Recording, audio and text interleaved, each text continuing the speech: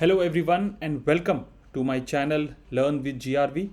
So today we are going to understand Indian Councils Act of 1909.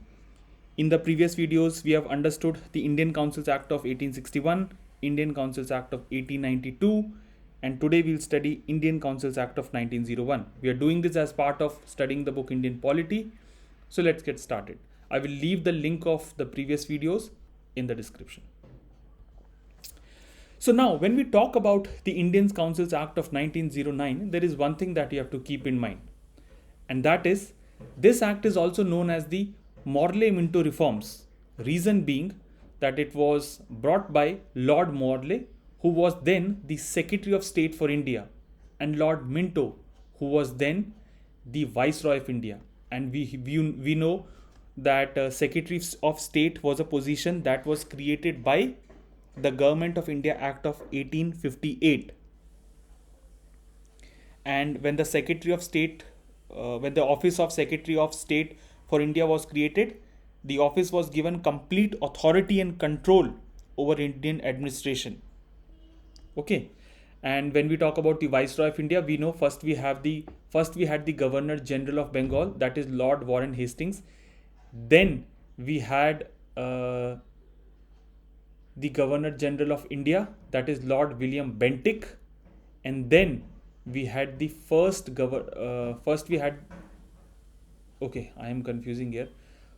had the Governor General of Bengal, that is Lord Warren Hastings. Then we had the Governor General of India, which was Lord William Bentinck, and then that position was changed to Viceroy of India, and the first Viceroy of India was Lord Canning. All right. So now look at some of the features of this act. So the first feature was that it increased the number of members in the Central Legislative Council from 16 to 60. But the member in the provincial legislative councils were not uniform. So the first point of this act was to increase the number of both the councils. Now the second feature was that it retained official majority in Central Legislative Council, but this act allowed that the provincial legislative councils can have non-official majority. Moving on, it also enlarged the function of legislative councils at both levels, which basically means how they are going to function. So one of the example of enlarging the function was that now the members were allowed to ask supplementary questions, move resolutions on the budget, and so on. So if you see, the functioning is increasing of the legislative councils at both the level, Central Legislative Council and the Provincial Legislative Council. Now, moving on to another features of this act. This act for the first time provided for the association of Indians with the executive councils of the Viceroy and governors. And who was the first Indian? Satyendra Prasad Sinha became the first Indian to join Viceroy's Executive Council, and he was appointed as the law member. And you can see in the picture, he is Satyendra Prasad Sinha.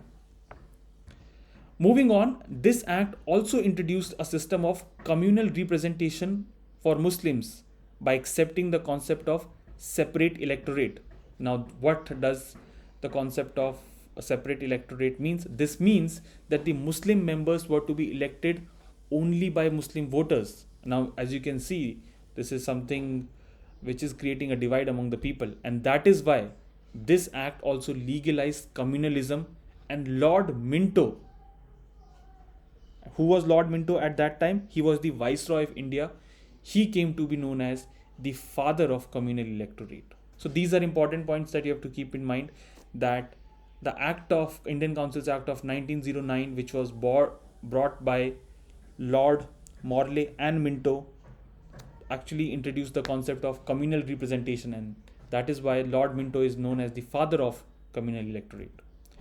Another feature was it also provided for the separate representation of presidency corporations, chamber of commerce, universities, and zamindars. All right, so let us go through all the points once again of this act. Okay. So this act is also known as Morley-Minto reforms. This question can come. Reason being It was brought by Lord Morley, who was then the Secretary of State for India. We know that the Secretary of State for India was a position which was created in the Government of India Act of 1858. And we had the Lord Minto, who was the Viceroy of India. So Viceroy of India, first we had the Governor General of Bengal, Lord William Hastings. Then we had the Governor General of India, Lord William Bentinck. Then the position was changed when the British Crown rule came, and it became the Viceroy of India, and Lord Canning was the first Viceroy of India. So that's why this is the position.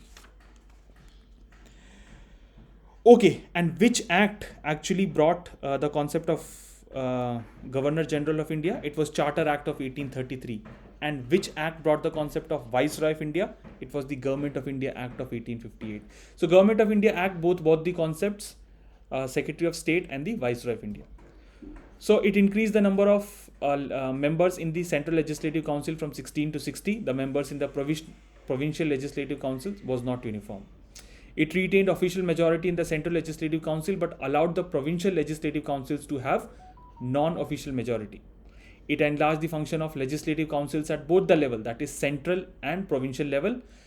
And for example, one of the example of increasing the function was that now the members were allowed to ask supplementary questions, move resolutions on the budget, and so on. Another feature of this act was it provided for the first time for the association of Indians with the executive councils of the Viceroy and governors.